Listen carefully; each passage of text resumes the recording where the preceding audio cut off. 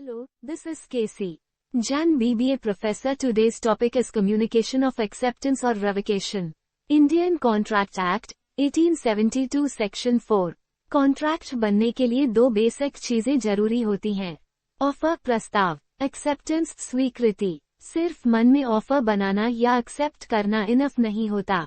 Law के अनुसार दोनों का दूसरी पार्टी तक पहुंचना यानी प्रॉपर्ली कम्युनिकेट होना जरूरी है।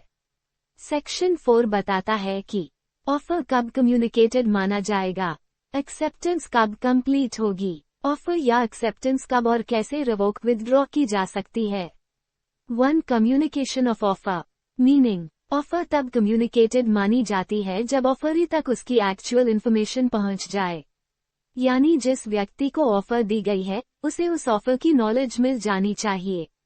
एग्जाम्पल, ए बी को लेटर भेजता है कि वो अपनी बाइक 30,000 रुपीज में बेचना चाहता है। बी को वह लेटर 15 जनवरी को मिलता है। रिजल्ट, ऑफर की कम्युनिकेशन 15 जनवरी को कंप्लीट मानी जाएगी क्योंकि उसी दिन बी को ऑफर की जानकारी मिली। इसका मतलब है कि अब बी उस ऑफर को एक्सेप्ट या रिजेक्ट करने की लीगल पोजीशन में है। 2. Communication of acceptance. एक्सेप्टेंस का मतलब ऑफर पर यस कहना एक्सेप्टेंस कहलाता है, लेकिन लॉ ये देखता है कि एक्सेप्टेंस किसके अगेंस्ट कब कंप्लीट हुई। सेक्शन 4 इसमें दो अलग अलग स्टेजेस बताता है। A acceptance against the offeror.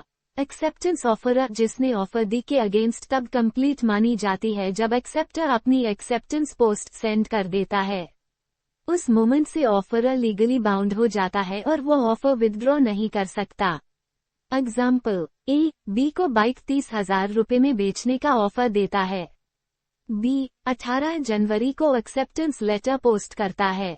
को वह लेटर 20 जनवरी को मिलता है। रिजल्ट, अगेंस्ट ए एक्सेप्टेंस 18 जनवरी को कंप्लीट मानी जाएगी, इसलिए 18 जनवरी के बाद ए ऑफर रिवोक नहीं कर सकता। B acceptance against the acceptor. Acceptance acceptor जिसने एक्सेप्ट किया के अगेंस्ट तब कंप्लीट मानी जाती है जब ऑफरर को एक्सेप्टेंस लेटर एक्चुअली रिसीव हो जाए। उस टाइम से एक्सेप्टर भी लीगली बाउंड हो जाता है और वह एक्सेप्टेंस विदड्रॉ नहीं कर सकता। सेम एग्जाम्पल, बी ने 18 जनवरी को एक्सेप्टेंस पोस्ट की। को लेटर 20 जनवरी को मिला। रिजल्ट, अगेंस्ट बी एक्सेप्टेंस 20 जनवरी को कंप्लीट हुई, इसलिए 20 जनवरी के बाद बी एक्सेप्टेंस रिवोक नहीं कर सकता। 3. Communication of revocation. रेवोकेशन का मतलब ऑफर या एक्सेप्टेंस को कैंसिल करना या विदड्रॉ करना रेवोकेशन कहलाता है।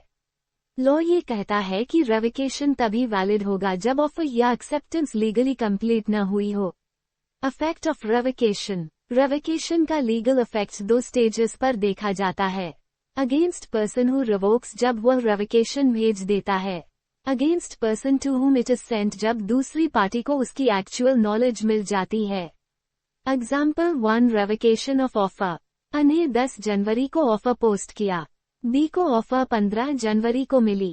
ए ने 16 जनवरी को रेवोकेशन पोस्ट किया। बी को रेवोकेशन 17 जनवरी को मिली एक्सेप्टेंस भेजने से पहले। रिजल्ट, ऑफर लीगली 17 जनवरी को रिवोक हो गया क्योंकि उसी दिन बी को रेवोकेशन की नॉलेज मिली। Example 2. Revocation of acceptance. B ने 18 जनवरी को एक्सेप्टेंस पोस्ट की। 19 जनवरी को उसने फास्ट मैसेज टेलीग्राम ईमेल से रेवोकेशन भेज दी। को रेवोकेशन एक्सेप्टेंस लेटर आने से पहले 19 जनवरी को मिल गई। रिजल्ट, एक्सेप्टेंस लीगली रिवोक हो गई, इसलिए नो कॉन्ट्रैक्ट बना। की पॉइंट्स टू रिमेंबर, ऑफर या एक्सेप्टेंस तभी रिवोक की जा सकती है जब वो लीगली कंप्लीट न हुई हो। एक्सेप्टेंस में पोस्टिंग डेट और रिसीविंग डेट का अलग अलग लीगल इफेक्ट होता है। रेवोकेशन का इफेक्ट तभी आता है जब दूसरी पार्टी को उसकी नॉलेज मिल जाए। Hello, this is